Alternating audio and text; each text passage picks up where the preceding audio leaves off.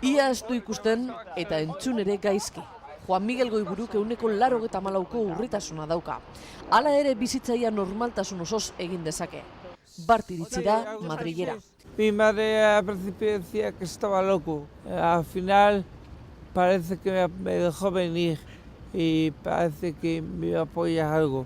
Hemen da diputatuen kongresuan aspalditik sufritzen duen arazoari irtenbide bat eman nahian. Con la gran discapacidad que tengo, pues las cosas están muy difíciles para conseguir un trabajo para mí. Y hay otra muchísima gente que está como yo. Urrian ekin zion abentura honi. Orduan erabaki zuen lana aurkitzeko oztopoei aurre egin behar ziela.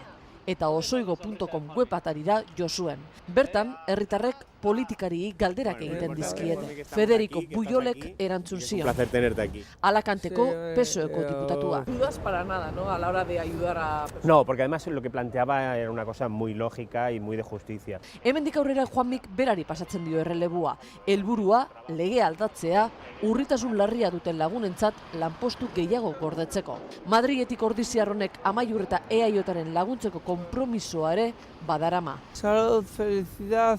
Bere desioa Y trabajo. Y trabajo como todo el mundo, pero trabajo en buenas condiciones.